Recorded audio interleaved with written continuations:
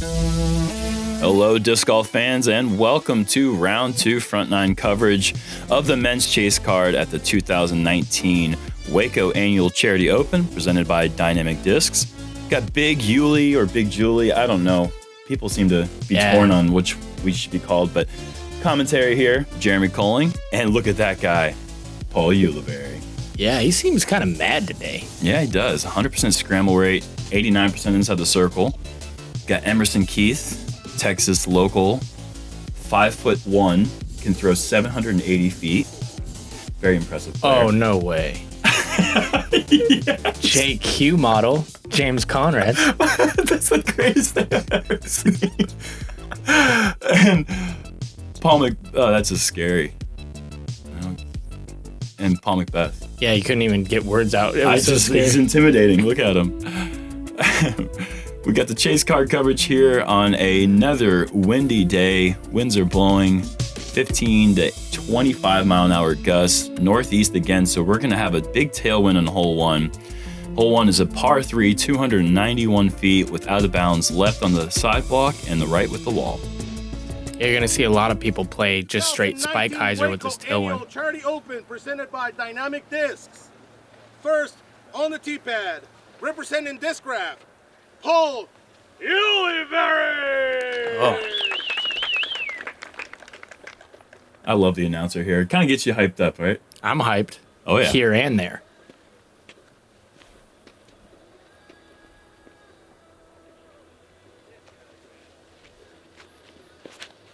And this is just a Nuke OS, you said? Yeah, this is a Nuke OS, and Yeah, and that's that hillside. It plays so perfect for that big stable hyzer shot. And legit apparel.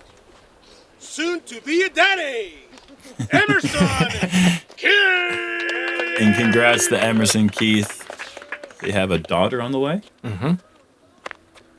Had a very cool gender reveal where he threw a disc into the basket and pink just exploded off the disc. It was really, really cool. Yeah, very unique way to do that, but awesome for the disc golf fans. And Emerson with a nice shot there. And a lot of times you'll see disc roll, but that's why that wall's there. And of a champion discs, James Conrad! Is he going to do another hair flip? He's got the hair tie to keep it out of his hair because it's got a strong tailwind, and you just really can't see it from the trees. But trust me, it's blowing pretty swift. And James, not big on the huge hyzer play. Virginia player, used to the woods, likes to go for the straight putter shot. Probably the best putter thrower on tour right now.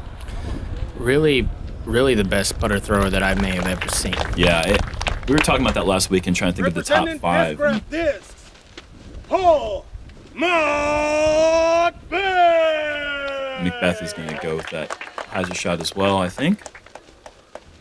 You know, and he's actually one of the better putter throwers as well. Yeah, for years sure. throwing the Nova, now throwing the Lunas, and he makes it look really easy, but opting for the high hyzer. And again, that's just a nice, safe play with that tailwind. It's just going to push it down. You're never really going to see anyone go and be left. The problem with the hyzer play is if you push it too wide, those trees on the right do get in the way, and you can get sucked out of bounds. But all these players are inside the circle. Speaking of the 5 best putter players, names that come to mind are like Johnny McRae, Kevin Jones, just because he throws it about 450 feet.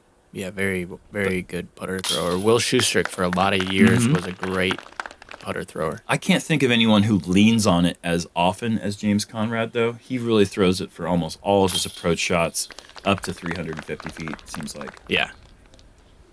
And we're going to have a star frame here for our chase group. Off to a nice start on the relatively easy hole 1. On to hole 2, which is a somewhat drivable, almost with this tailwind, par 4 at 616 feet. The only thing that's really going to stop people from getting way down there is a low ceiling with these branches that you can see.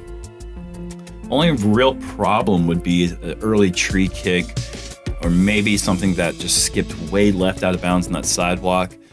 It's going to be, you're not going to really see anyone turn the disc over the wall on the right here. No, you're 100% right. The only real trick is missing that first guardian tree, and then after that, you're going to have so much distance that you'll be able to manufacture some sort of shot into the green. Mm-hmm.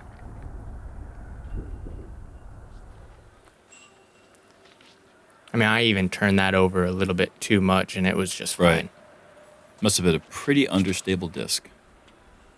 And Emerson as well, kind of getting it flat and straight.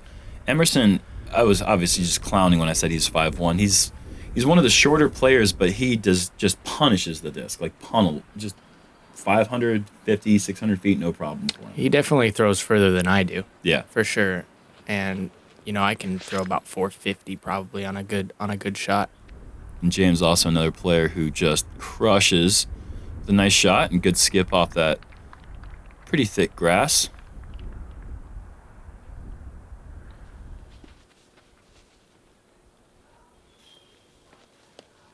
Paul's been known to put a little heat on the disc. Yeah, he has. From time to time. And I'm sure this is a Kong here that he really likes throwing. Nice fast disc, right in the middle of the fairway. No problem for these guys off the tee. Yeah, and all these are going to be manageable with some sort of shot inside 250 feet. Emerson, the shortest off the tee. Able to throw a nice approach shot. Have slight headwind putt from about 15 feet. That should be no problem. Yeah, he has a great ability to land the disc very soft for how actually hard he throws it. Mm-hmm. What are you throwing for your approach there? That was a zone. I call it root beer. Yeah, I can see that. And Conrad going with those JK AVRs that he's been throwing for about 2.5 years now. Those things are so understable. Really great for a good tailwind approach. Yeah, JK AVR for the JQ model. That's right. You're joking that we should change Conrad's last name to be spelled with a K. James Conrad AVRs. And a nice putt there.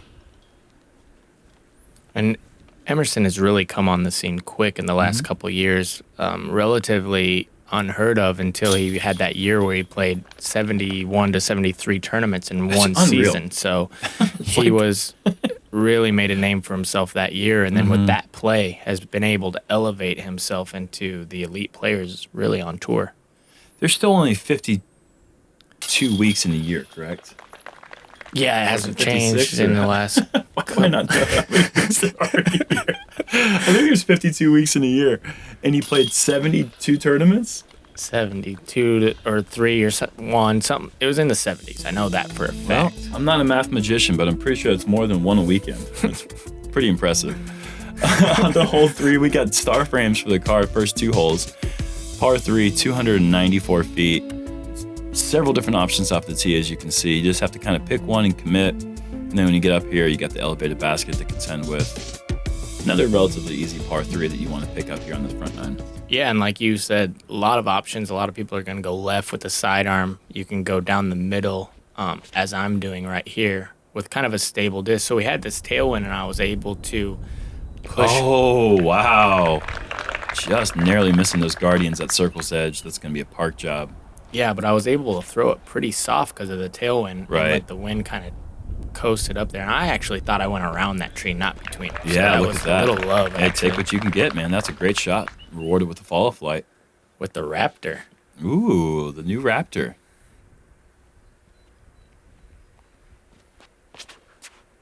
Emerson going with a little bit wider, catch an early tree.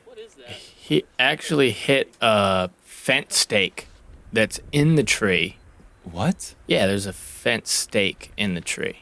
I heard him say, "What is that?" Yeah, I guess that's what it was. Yeah, I just told him. Oh wow, I see. Oh, I see that up there. So if you guys didn't know how windy it gets in Texas, fence post 10 feet up in trees.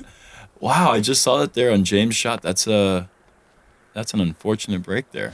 Yeah, and then James catches a good break kind of off the branches and is able to land pretty close. And Paul with a nice shot. It's going to be a tester comeback putt from 30 feet into the headwind on the elevated basket. Not the putt you really want. But still putting. And that's going to be a tester putt for Emerson.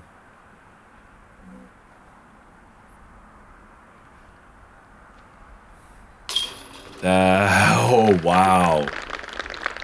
That used every single part of the basket. except for the right side chains. Ooh, Wow. grind. We Nice saw one of little- those yesterday on hole, whatever it's called. But that one came out and slid down the hill, remember? Yeah.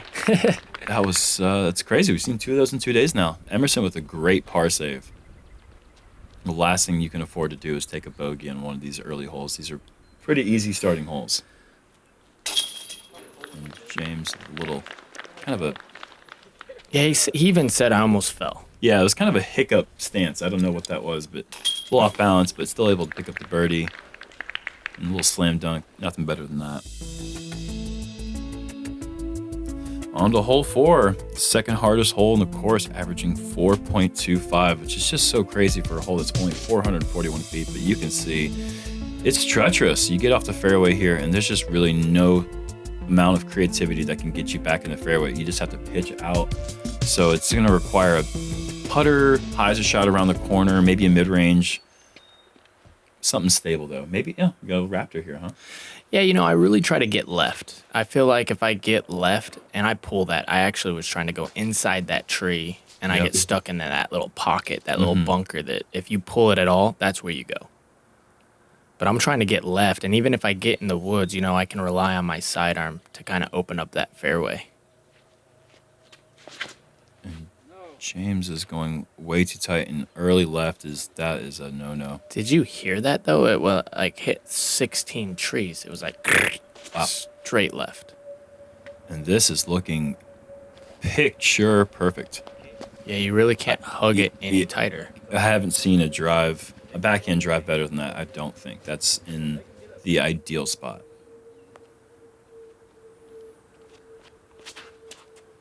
Emerson also going tight. Does not get kicked further into the woods, which is nice, but still most likely just a pitch out. So he pitches out Firebird, Yeah. but he's kind of leaning on that tree again. Emerson, a player with a great forehand. He's got a lot of touch and a lot of power. Really nicely multi-skilled player with the ability to go Annie and Heiser. Yeah, and mentioning that forehand, James is a player that doesn't really have that option. He has it in the arsenal, but you only see him throw it once in a while. And that he actually was going to be okay and probably have a relatively easy bogey pickup with that left side. But that is just heartbreaking to have it kicked back to the right. Now he's going to have to lay up for a double. Mm-hmm. And the cut roller lined up here. This can get scary because if it's thrown too well, it can go out of bounds right, but it looks like you got caught up in the brush on the left side. Yeah, luckily I really shanked it. Looks like you were out there bushwhacking, Paul. Yeah, well. And Emerson able to avoid that one pesky tree right in the fairway. We finally get up to Paul's drive.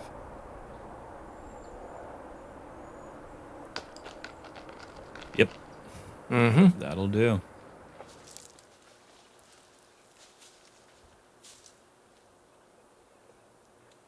James from about 100 feet, and this is for 5.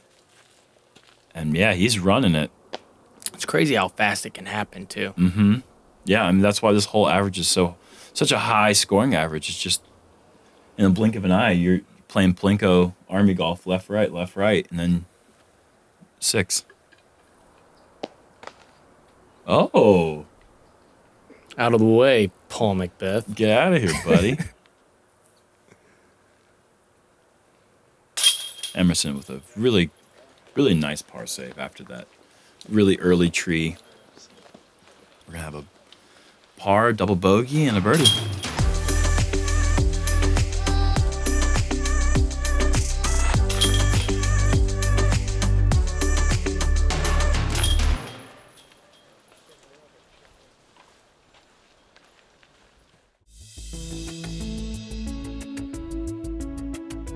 Hole 5, par 3, 264-foot straight up the hill shot.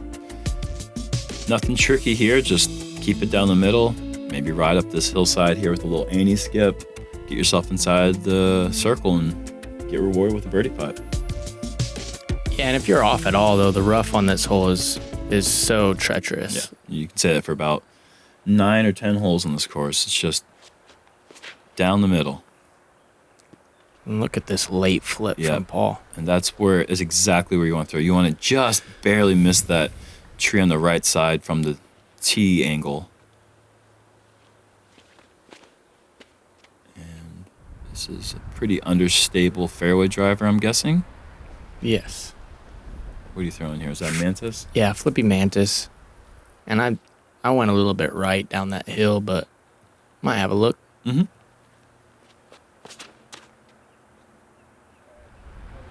Emerson going for the same gap as Paul, just a little bit more heat, but nice tree branch there.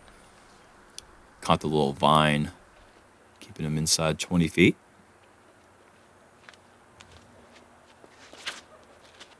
James is throwing a putter here. Yeah, I feel like when he steps up to a hole like this, he's just thinking, yummy, yummy. Yeah, seriously. It's, not many people make it look as easy as he does. That is for sure. Oh, wow. Look at that. Just can't move. Otherwise, you're going to hit brush. That is an incredible putt. You didn't even react to it. Oh, there you go. Yeah, I knew I got away with something there for sure. That was awesome. All arm. That is so difficult to do. And Emerson off to the left side, but in. And we're going to have 2 tap-ins here for another star frame. This card is kind of lighting it up, minus the double bogey from James on hole 4. A lot of green so far. Yeah, McBeth actually stays 5 through 5 there. Oh, yeah, look at that. He's got the fire. 5 through 5 was a good start. I know on league card we had Ricky 5 through 5 as well. Mm-hmm. So there was definitely some hot golf coming out here in moving day. Hole 6 is a par 3, 267 feet. Just a little anhyzer or maybe like a pitch flick around the corner. Very specific line though. If you're off, there's so many trees that can get in the way. Paul's going for the highly difficult backhand turnover with a putter shot. Actually, I think that's his mid-range. That is a mid? Okay. Yeah. And that is... He actually mentioned that he didn't have a flippy enough putter, so he was kind of throwing his flippy mid-range instead. And right down the fairway, and this is the play that you see all too often, just a slight pull down the left side. You want to keep it down that left side straight the whole way and just have it fade off at the end. Just missed by a few, maybe a foot or so. And this was looking pretty good, maybe a little bit too tight, but no. That's all the way down there. Yep, nothing wrong with that. Such a difficult shot for a righty backhand here, and he's so close to getting all the way down that hill.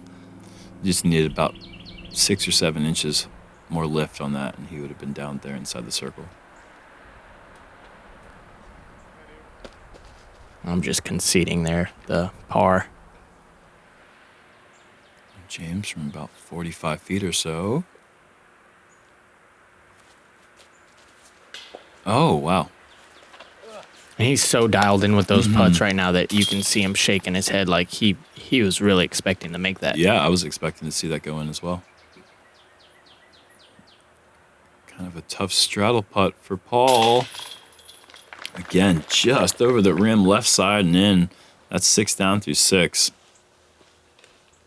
Yeah, those are a couple of good catches to keep him kind of on a roll.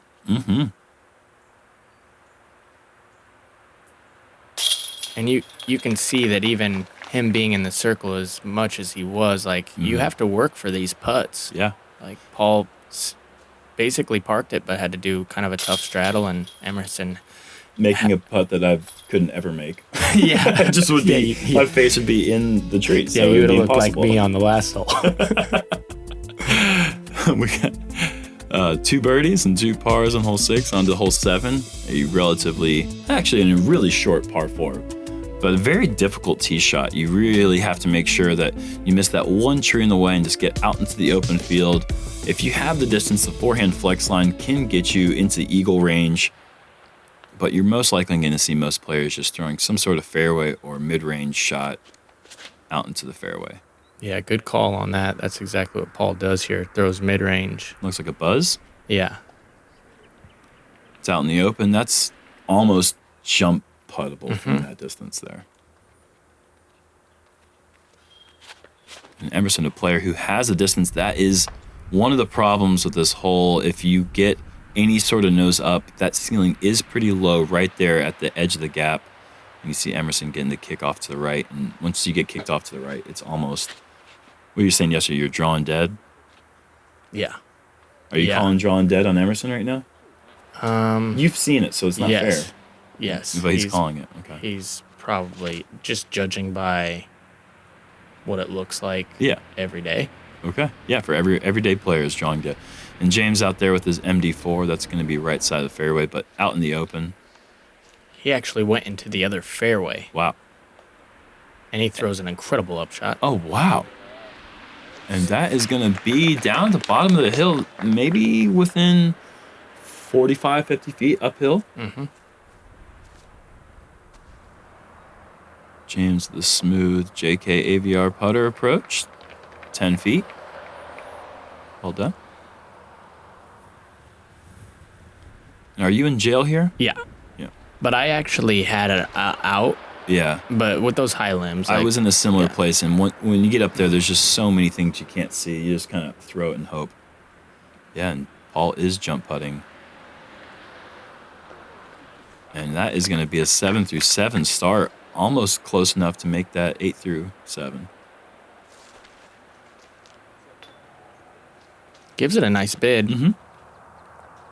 Emerson's a great putter at all distance, really. Yeah, he's got that kind of spin throw putt that takes his comfortable distance from the traditional 30 feet to maybe closer to 45, 50 feet. Mm-hmm. He kind of keeps that low line drive, keeps the nose up. It's got great spin control as well. Mm-hmm.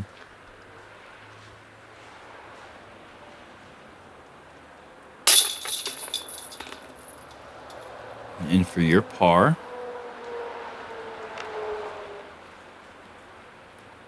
Emerson with a par and 2 birdies, 2 pars on hole 7. Moving on to hole 8, par 3, 213 feet. You can see it, just a little archway right down the middle. Once you navigate the gap perfectly, if you're good enough to do that, then it's all about speed control. There's some weird skips to be had on this hole as well. There's just roots kind of buried all the way up down the fairway. If you can miss all that and nestle anywhere in the green. Yeah, it's quite tough because it's kind of a low ceiling, so you have to kind of juice it to get it all the way there. Right. But then if you go too far, you have like this big slope to deal with. Oh, and that is some 4-time love right there, because that could have gone 50 feet. Oh, yeah, easily. Yeah. And then you see that he's trying to juice that just to hit the gap, but then to have the brakes to land it on that hillside is a difficult thing to do. Especially with the mid-range, like we said earlier, he said he doesn't really have a flippy enough putter like James here. Gosh, was that able is so to perfect. throw that flippy putter and have that really soft ground play. Mm-hmm. Again, James just steps up to these kind of holes and it's just like, yes. Yeah. Campbell's soup yummy. time, baby. I don't know what that means. What? Oh, Campbell's soup time. Yeah, hungry. He's hungry for some birdies. Good. Yummy, yummy. God. Emerson almost drawing the pole there. He's going to have a pretty difficult putt, I believe. And a little tree action there. Is that a ringer? Yeah. That was a good reaction off that tree. That would have been also probably about 40 feet. And you can see how tricky it gets once you get down this hill. Yeah, you just have all these like little hanging limbs and like things touching your back. Yeah, look at that. I don't really think I know anyone else that does that throwing style putt and is able to keep their wrist locked on the pole. It's a very easy thing when you have that hitch that a lot of people will open up too much and miss right a lot. And Emerson is really great at that style of putt. It's original to really, I don't know many other people that do that. That is a very quality putt for you as well. Yeah, able to catch a good putt with that good break I got. And Paul, you are in. Making a nice little jump up there. Wysocki 7 down through 8 holes. McBeth, perfect 8 through 8. We saw this last year. McBeth was 8 through 8 and was able to pick up the eagle and go 10 down through 9 holes. I mean, he's knocking at the door of another perfect round. He's just off to an incredible start here. Yeah, and this is a course where you kind of get that feeling, all of us, when you're starting with all the eagleable opportunities that you have on the course, you're thinking perfect when you step onto hole 1. Yeah, we were talking about this. This is a course where you could legitimately shoot like a 19 to 20 under if you played it. If this was like your home course and you just played on a good weather. And Paul throwing beautiful down the fairway. Oh, and catching the last. There's 2 sets of double guardians, and Paul catching the very last one. But you can see he's still at the 200-foot marker and really in a good spot. He can definitely attack the green from where he is. Yeah. And that was on a good line and just gets snaggled by those high branches, and he's kind of toast over there. You can't see those from the tee, so you just kind of have to know you got to keep it low. You got to keep it driven straight all the way through.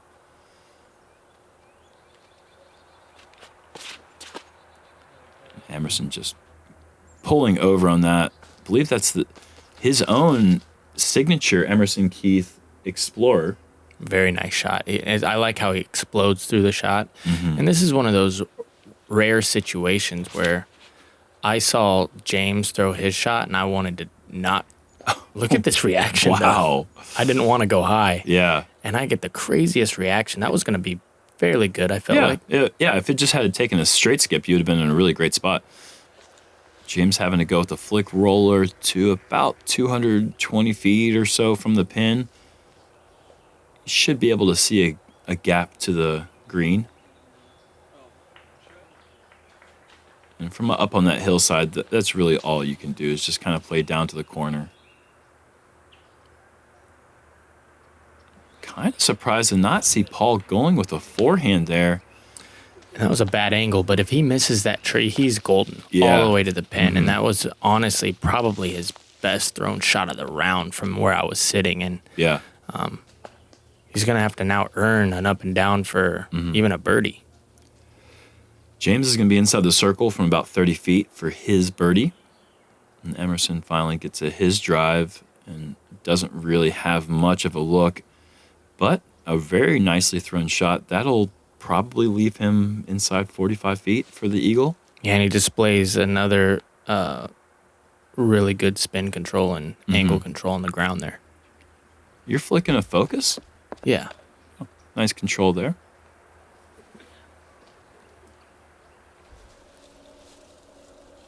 It's funny, AJ told me the other day, he said, it's funny that your putter actually has instructions on the top of it. I thought that was really funny. AJ's pretty funny. AJ's pretty funny.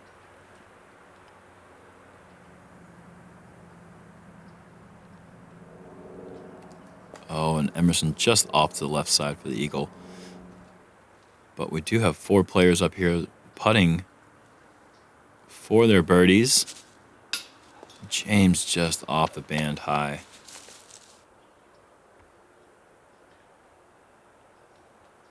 All to keep that perfect round going. You guessed it. 9 through 9. McBeast mode activated.